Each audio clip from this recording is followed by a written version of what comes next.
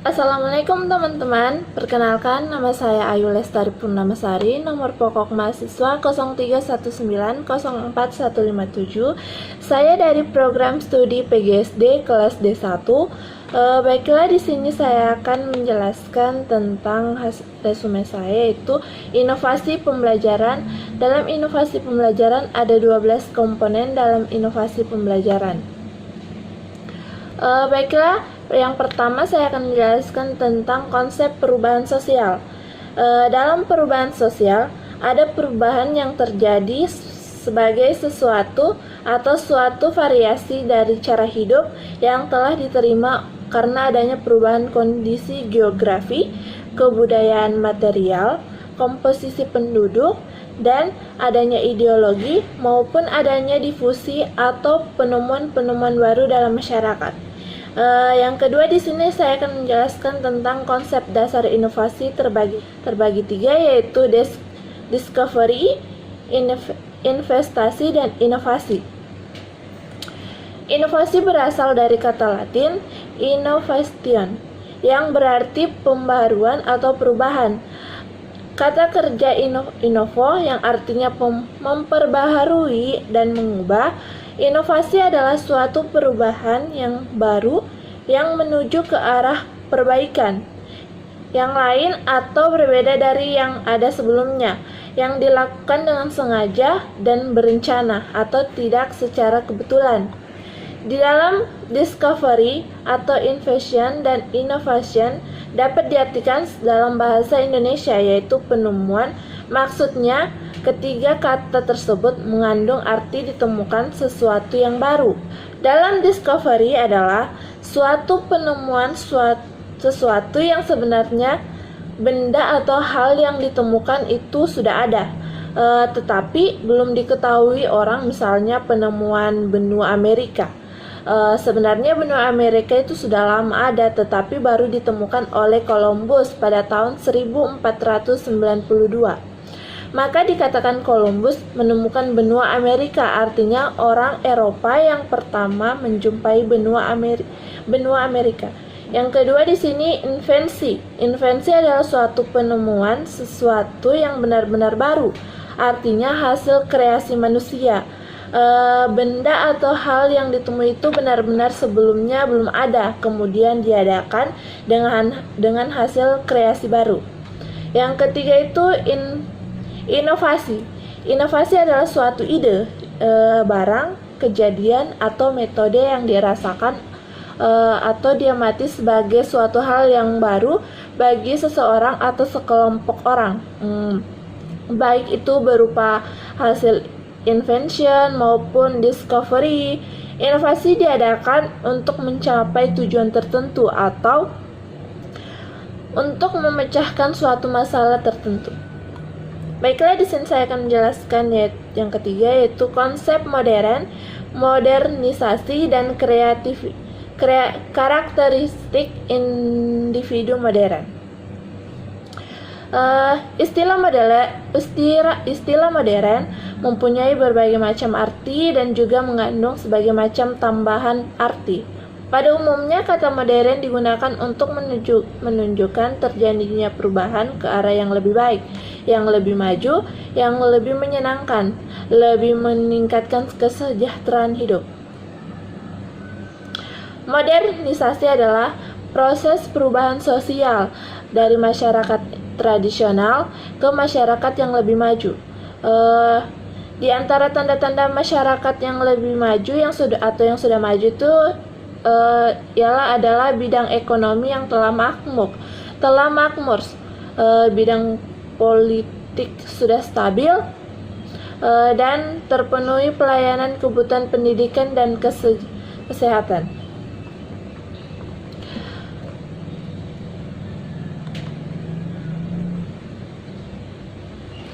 Inkelas mengemukakan secara detail tentang ciri-ciri manusia modern. Berdasarkan penelitian masyarakat yang industrinya sudah maju, ia mengemukakan ada 11 aspek yang menjadi tanda karakteristik manusia modern. Yang pertama, bersikap terbuka terhadap pengalaman baru. Yang kedua, selalu siap menghadapi perubahan sosial. Yang ketiga, berpandangan yang luas. Yang keempat, mempunyai dorongan ingin tahu yang kuat. Yang kelima, manusia modern lebih berorientasi pada masa sekarang dan masa yang akan datang. Yang keenam, manusia modern berorientasi dan juga percaya pada perencanaan baik jangka panjang maupun jangka pendek. Yang ketujuh, manusia modern lebih percaya pada hasil perhitungan manusia dan pemikiran manusia daripada takdir atau pembawaan. Yang kedelapan, manusia modern menghargai keterampilan teknik dan juga menggunakan sebagai dasar pemberian imbalan. Yang kesembilan, wawasan pendidikan dan pekerjaan. Yang kesepuluh, manusia modern menyadari dan menghargai kemuliaan orang lain, terutama orang yang lemah seperti wanita, anak-anak, dan bawahannya. Yang kesebelas, memahami perlunya produksi.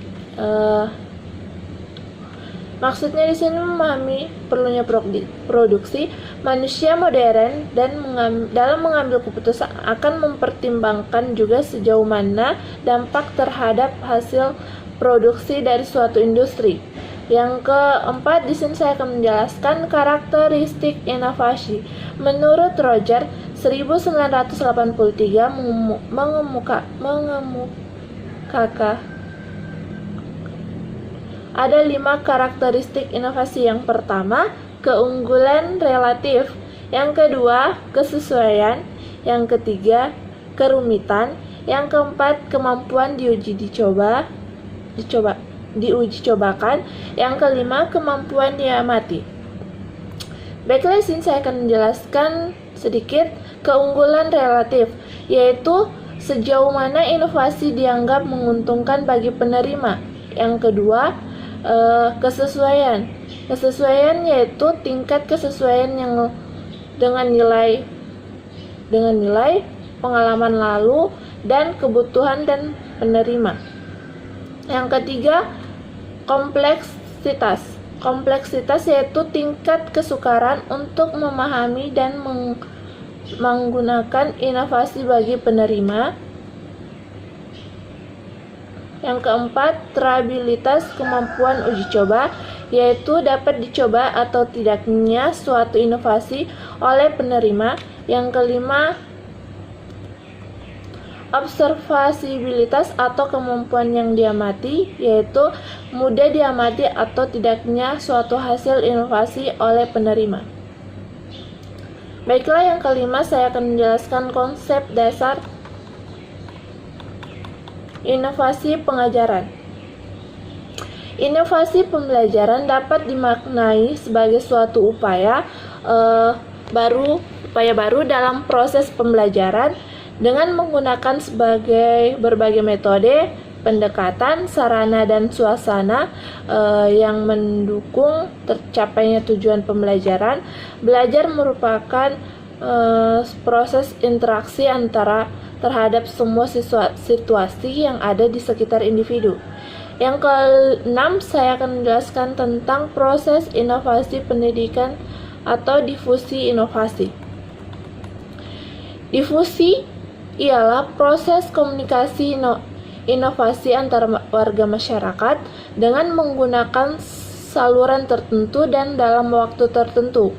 Komunikasi dalam definisi ini ditekankan dalam arti terjadinya saling tukar informasi antar beberapa individu baik secara memusat maupun memencar dengan yang berlangsung secara spontan. Dengan adanya komunikasi ini akan terjadi kesamaan pendapat antar warga masyarakat tentang inovasi.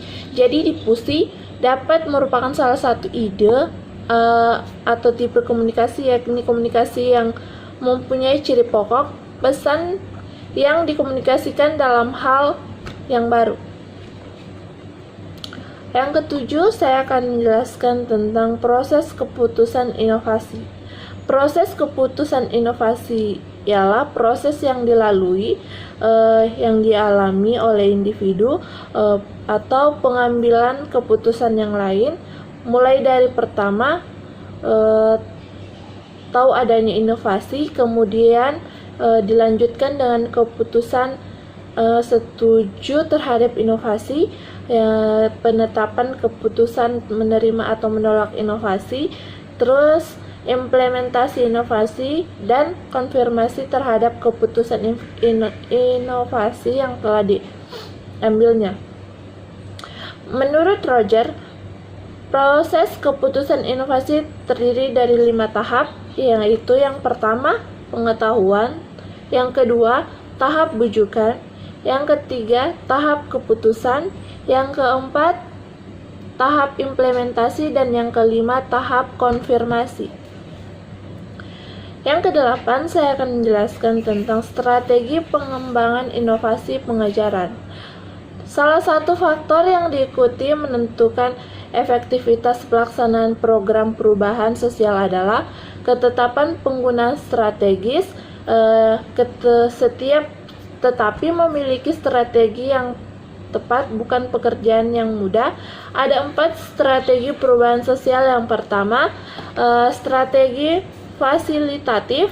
Strategi fasilitatif artinya untuk mencapai tujuan perubahan sosial yang telah ditentukan. Yang kedua, strategi pendidikan. Strategi pendidikan juga dipakai sebagai strategi untuk mencapai perubahan sosial. Dengan menggunakan strategi pendidikan berarti untuk mengadakan perubahan sosial dengan cara menyampaikan fakta, dengan maksud orang akan menggunakan fakta atau informasi itu untuk menentukan tindakan yang akan dilakukan. Yang ketiga, di sini strategi bujukan.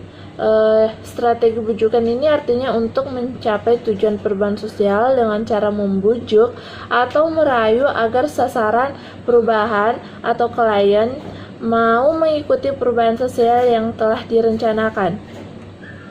Yang keempat, strategi paksaan. Arti dari strategi paksaan di sini yaitu kita harus menggunakan dengan cara memaksa klien untuk mencapai tujuan perubahan tersebut. Yang kesembilan, saya akan menjelaskan tentang indikator penerima inovasi. Menurut Roger dan sejumlah ilmuwan, komunikasi lainnya mengidentifikasikan 5 kategori menerima inovasi. Yang pertama, golongan pelopor, yang kedua, pengguna awal, yang ketiga, mayoritas awal, yang keempat, mayoritas akhir, yang kelima, tradisional atau laggard. Yang ke-10, hakikat agen pembaharu. Agen pembaharu ialah orang yang bertugas mempengaruhi klien agar mau menerima inovasi sesuai dengan tujuan dan yang diinginkan oleh pengusaha pembaharuan. Misalkan guru di sini menyeluruh kesehatan. Misalkan guru, penyeluruh kesehatan, penyeluruh pertanian, dan lain-lain. Semua agen pembaharu bertugas untuk menjalin komunikasi antara pengusaha pembaharu dengan sistem klien. Dengan kata lain, tugas utama agen pembaharu adalah melancarkan jalannya arus inovasi di pengusaha pembaharuan ke klien. Yang ke-11 di sini adalah model inovasi pengajaran. Model inovasi pengajaran ada 2 tahap, yaitu model pembelajaran problem based learning atau PBL. Problem based learning adalah kurikulum dan proses pembelajaran. Dalam kurikulumnya dirancang masalah-masalah yang menuntut peserta didik mendapat pengetahuan penting yang membuat mereka mahir dan memecahkan masalah. Yang kedua itu model pembelajaran berbasis proyek atau project based learning konsep atau definisi. Dalam pembelajaran berbasis proyek adalah metode pembelajaran yang menggunakan proyek atau kegiatan sebagai media. Peserta didik melakukan eksplorasi, penilaian, interpretasi, sintesis, dan informasi untuk menghasilkan berbagai bentuk hasil belajar. Yang terakhir atau yang ke-12, saya akan menjelaskan tentang berbagai inovasi pembelajaran. Yang pertama, ada 3 tahap. Yang pertama itu inovasi pembelajaran kuantum. Dalam pembelajaran kuantum sebagai salah satu model atau strategi dan pendekatan pembelajaran khususnya menyangkut keterampilan guru dalam merancang, mengembangkan dan mengelola sistem pembelajaran sehingga guru mampu menciptakan suasana pembelajaran yang efektif, menggairahkan, dan memiliki keterampilan hidup. Yang kedua, inovasi pembelajaran kompetensi. Kompetensi dapat diartikan sebagai kemampuan dasar yang dapat dilakukan oleh para siswa pada tahap pengetahuan, keterampilan, dan bersikap. Kemampuan dasar ini akan dijadikan sebagai landasan melakukan proses pembelajaran pada penilaian siswa. Yang ketiga, inovasi pembelajaran kontekstual. Pembelajaran kontekstual adalah suatu pendekatan pembelajaran yang menekankan kepada proses keterlibatan siswa secara penuh untuk dapat menemukan materi yang dipelajari dan menghubungkannya dengan situasi kehidupan nyata sehingga mendorong siswa untuk mendapatkan atau menerapkan dalam kehidupan mereka masing-masing. Mungkin itu saja hasil presentasi yang dapat saya sampaikan. Lebih dan kurangnya mohon dimaafkan. Wassalamualaikum warahmatullahi wabarakatuh.